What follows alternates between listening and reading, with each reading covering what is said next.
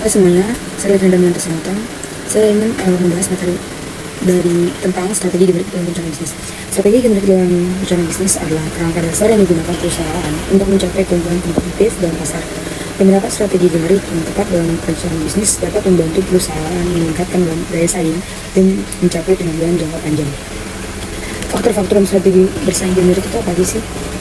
Pertama ada kepemimpinan biaya, kedua ada diferensiasi. Diferensiasi itu seperti membedakan produk atau jasa dengan menawarkan nilai untuk kualitas tinggi dan fitur inovatif. Sedangkan kepemimpinan biaya itu adalah menawarkan produk dan jasa dengan harga terendah di pasar melalui efisiensi operasional dan skala ekonomi yang rendah.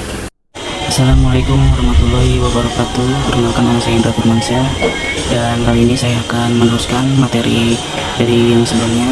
Dan materi ini adalah faktor-faktor dalam strategi generik. Yang pertama ada kepemimpinan biaya strategi. Kepemimpinan biaya berfokus pada menjadi produsen dengan biaya terendah dalam industrinya.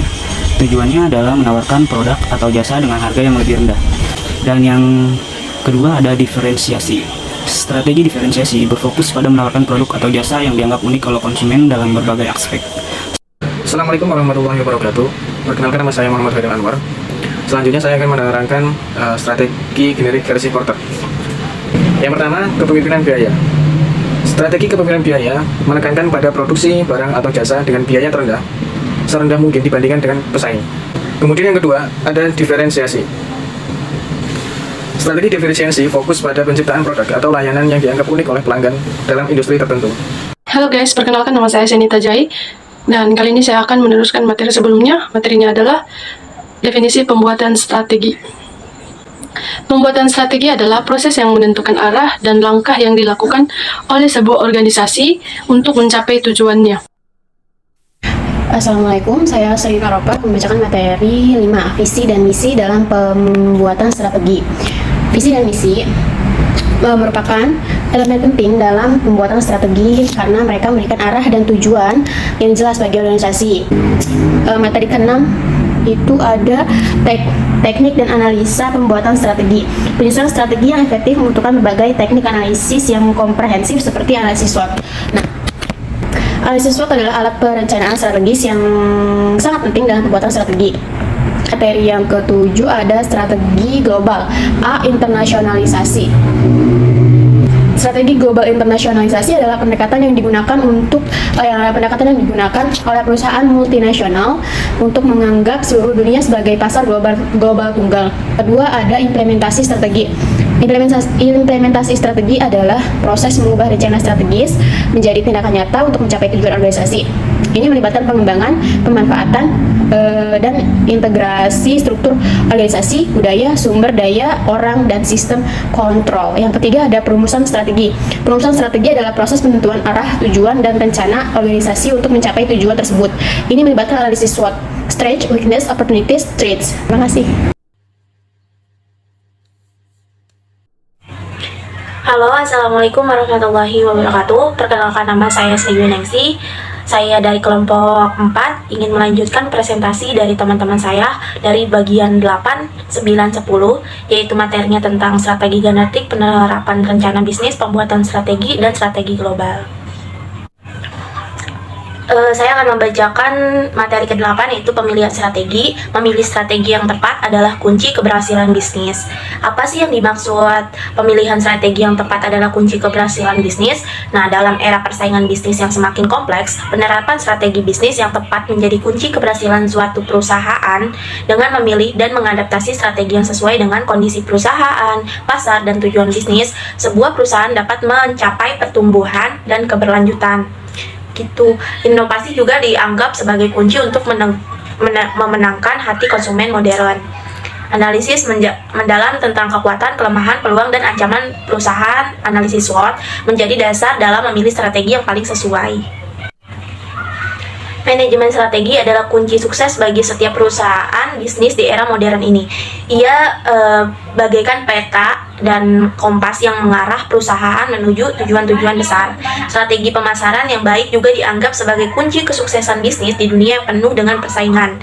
Memilih lokasi usaha yang strategi yang sangat mempengaruhi keberhasilan bisnis. Lokasi bisnis yang tepat diharapkan dapat memenuhi harapan perusahaan untuk menarik konsumen dalam rangka mendapatkan keuntungan.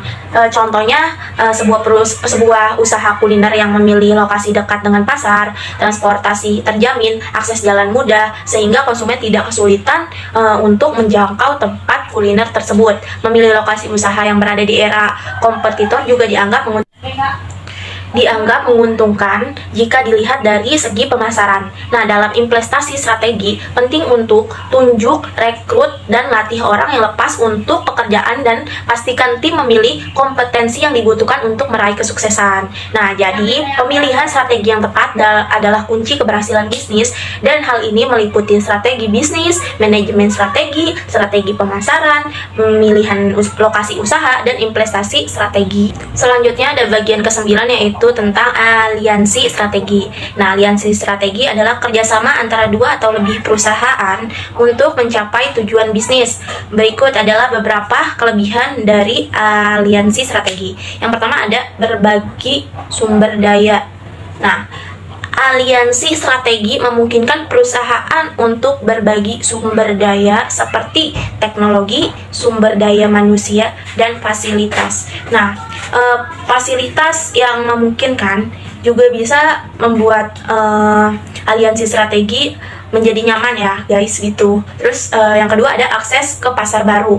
Aliansi strategi dapat membantu perusahaan memperluas akses ke pasar baru dan meningkatkan penjualan.